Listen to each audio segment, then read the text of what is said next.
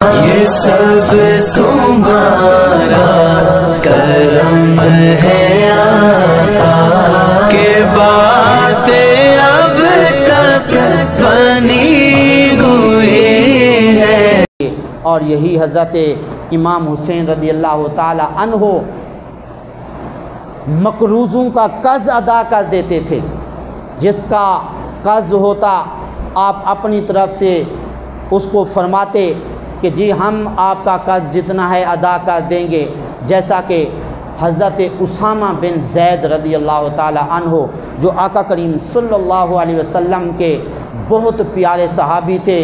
آقا کریم صلی اللہ علیہ وسلم کو ان سے بہت پیار تھا، ان سے بھی اور ان کے والد گرامی حضرت زید رضی اللہ تعالی عنہ سے بھی۔ تو حضرت عمر فاروق رضی اللہ تعالی عنہ نے ایک دن حضرت اسامہ بن زید رضی اللہ تعالی عنہ جو آقا کریم صلی اللہ علیہ وسلم کے بہت پیارے تھے، ان کو 3,500 دیے اور اپنے بیٹے حضرت عبداللہ بن عمر رضی اللہ تعالی عنہما کو انعام دیا 3,000 روپے۔ حضرت اسامہ کو 500 زید دیا اور 500 کم دیا اپنے بیٹے کو۔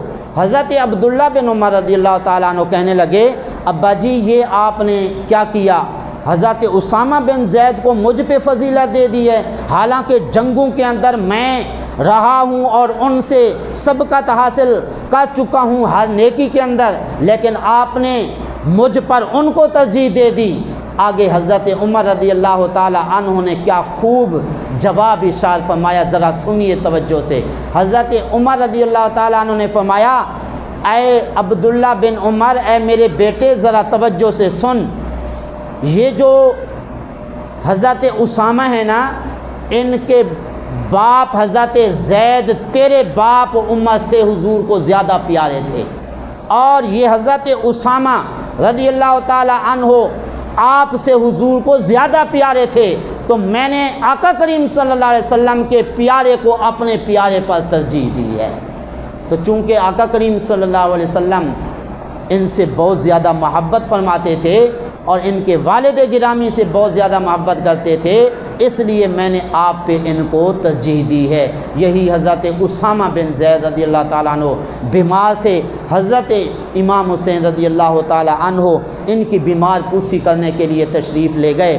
آپ نے دیکھا کہ بہت پریشان ہیں اور غمگینی کی حالت میں ہیں۔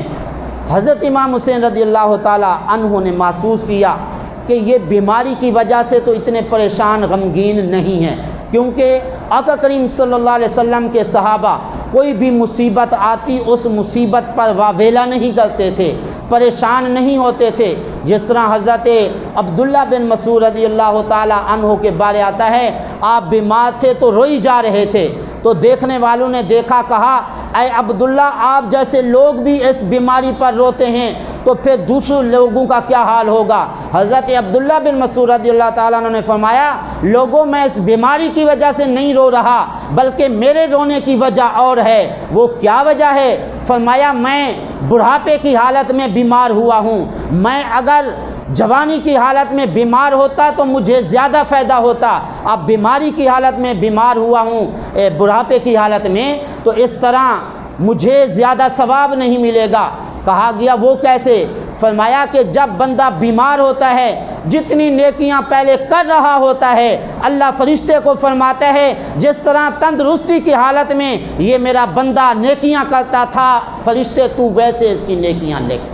تو چونکہ جوانی کی حالت میں میں بہت زیادہ نیکیاں کرتا تھا، اس وقت بیمار ہوتا میری نیکیاں زیادہ لکھی جاتی، اب میں بوڑھا ہو چکا ہوں، بڑھاپے کی وجہ سے نیکیاں اب میں کم کرتا تھا، تو اس لیے اب میں بیمار ہوا ہوں تو میری اس بیماری کی حالت میں نیکیاں بھی کم لکھی جا رہی ہیں۔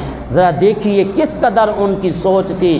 تو اس طرح آقا کریم صلی اللہ علیہ وسلم کے صحابہ بیماری یا کسی مصیبت پر نہیں روتے تھے۔ اسی طرح حضرت اسامہ رضی اللہ تعالیٰ عنہ جو غمگین تھے، پریشان تھے، وہ بھی بیماری کی وجہ سے نہیں۔ حضرت امام حسین رضی اللہ تعالیٰ عنہ نے پوچھا اے اسامہ کیا وجہ ہے، آپ کیوں پریشان ہیں، غمگین ہیں؟ کہا اے امام حسین میرے ذمے قرضہ ہے، میں نے وہ قرضہ دینا ہے، مجھے خطرہ ہے، یہ جو بیماری ہے یہ مجھے جان لیوا محسوس ہو رہی ہے، میں ڈر رہا ہوں کہ کہیں قرضہ ادا کرنے سے پہلے نہ میں مر جاؤں اور اس طرح قرضے کا بوجھ اٹھا کے اس میں دنیا سے جاؤں۔ تو حضرت امام حسین رضی اللہ تعالیٰ عنہ نے فرمایا، اے اسامہ آپ میرے نانا جان کے پیارے ہیں، آپ پریشان نہ ہوں، میں آپ کا قرضہ ادا کر دوں گا۔ لیکن کچھ دیر کے بعد پھر دیکھا اسی حالت میں پریشان اور غمگین ہیں، تو فرمایا اے اسامہ میں نے جب کہہ دیا ہے میں ادا کر دوں گا، پھر آپ کیوں پریشان ہیں؟ کہا کہ مجھے یہ خطرہ ہے کہ کہیں مرنے سے پہلے میرا یہ قرضہ ادا نہ ہو اور قرضے کا بوجھ اٹھا کے میں اس دنیا سے جاؤں۔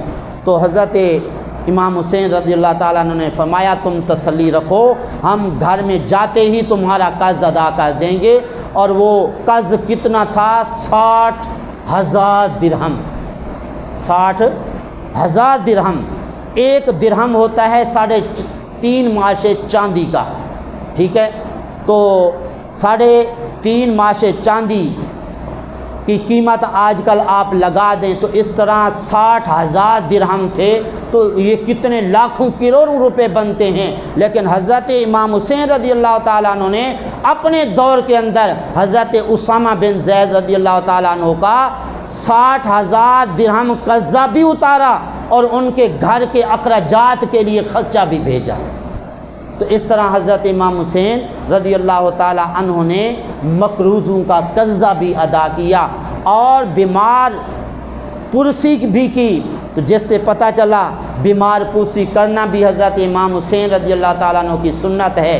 اور انہوں نے اس سنت کو کیوں اپنایا؟ آقا کریم صلی اللہ علیہ وسلم خود بھی بیمار پرسی کرتے تھے۔